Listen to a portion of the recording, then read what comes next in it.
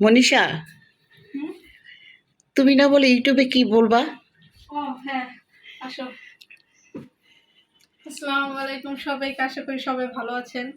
তো ঈদ শেষ হয়ে গেছে, আর আমি জানি যে সবাই এখন অনেক ব্যস্ত হয়ে গেছে, যেহেতু ঈদ শেষ, সবাই কার্যক্রমে ফিরে যেতে হবে, স্কুলে ফিরে যেতে হবে, জানি। কিন্তু মধ্যবিত্ত মানুষ যদি একজনকে সাহায্য করতে পারলেই অনেক। আমাদের মতো মানুষ যদি একজনকে সাহায্য করতে পারি তাও তো তার অনেকটা আগায়। তো এরকম আপনারা যদি লাইক কমেন্ট শেয়ার করেন, তা একজনের কাছে আরেকজন পৌঁছাইলো, দেখলো, তো এরকম ভিউ হইলে বা কারোর কাছে পৌঁছাইলে এটা তো আমি আবার নতুন করে আসলাম, সবাইকে সাহায্য করতেছি, অসহায় মানুষদের সাহায্য করতেছি, এগুলো চ্যানেলে ছাড়লাম। তো আপনারা শুধু বেশি কিছু না, এটা একটু শেয়ার করে দিবেন। যদি দেখি যে না শেয়ার হচ্ছে, তাহলে মনে করেন আমরা আবার নতুন করে এটা শুরু করতে পারি। আশা করি এটা একটু বেশি কিছু না, টাকা এতটুকু পয়সা চাচ্ছি। দিবেন। টাকা পয়সা বা জমি জায়গা তার কিছু চাচ্ছি না, এতটুকু চাচ্ছি। আমি ছোট মানুষ হিসেবে এতটুকু চাচ্ছি আপনাদের কাছে। তো আশা করি আমাকে এই ছোট মানুষ হিসেবে এতটুকু হেল্পটা করবেন, যে সবার কাছে একটু লাইক কমেন্ট বা শেয়ার করে দিবেন। এর থেকে বেশি কিছু চাই না আপনাদের কাছে, ঠিক আছে? তো অসহায় মানুষদের সাহায্য করতে পারলে আমার ভালো লাগে। অথবা আমরা এত বড় লোক না, আমার আম্মু এত বড় লোক না, মধ্যবিত্ত মানুষ। তারপরে একজন আমাদের যদি একজনকেও সাহায্য করা যায়, তাও তার অনেকটা উপকার হয়, সাহায্য হয়, ভালো লাগে এগুলো দেখলে। আমাদের আশেপাশে অনেক মানুষ আছে যারা অনেক কষ্ট করতেছে, তো তাদের সাহায্য করতে পারলে আসলে আমাদের ভালো লাগে। আশা করি আপনারাও আমাদের পাশে থাকবেন, একটু শেয়ার করে দিবেন, এতটুকুই চাওয়া, এর বেশি কিছু চাই না আমি। আশা করি সবাই ভালো থাকবেন, সবাই ঠিক মতো খাওয়া দাওয়া করেন। বাইরে যারা আছেন, মানে বাংলাদেশে বাইরে যারা আছেন তাদেরকেও বলতেছি, বাংলাদেশেও যারা আছেন তাদেরকেও বলতেছি, মা বাবা ভাই বোন সবাইকে বলতেছি, খাওয়া দাওয়া করবা, ঠিক মতো নিজের যত্ন নিবা, ভালো থাকবা।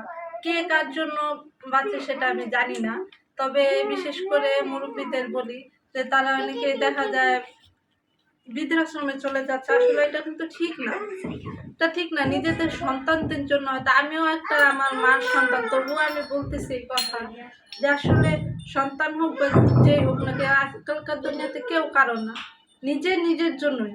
নিজের জন্য বাঁচতে শিখুন, ঠিক মতো খাওয়া দাওয়া করেন, সুস্থ থাকেন, ভালো থাকেন, হাসি খুশি থাকেন। সে সন্তানদের জন্য করবেন না কেন, করবেন, তবুও নিজেদের জন্য বাঁচেন না।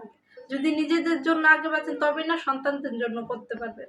নিজে যদি না বাঁচেন তাহলে সন্তানদের জন্য কিভাবে? কথায় আছে না যে নিজে বাঁচলে বাপের নাম, এটা আমি সবসময় ছোটবেলা থেকে শিখে আসছি, যে নিজে বাঁচলে বাপের নাম। আগে নিজে বাঁচতে শিখো, নিজেকে ভালোবাসতে শিখো, তারপরে অন্যকে ভালোবাসো।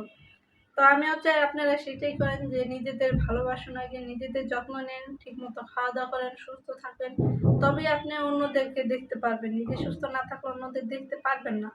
তো আশা করি সবাই ভালো থাকবেন, নিজেদের যত্ন নিবেন। তো আর আমি যদি কোনো ভুল কথা বলে থাকি আমাকে ক্ষমা করে দিবেন।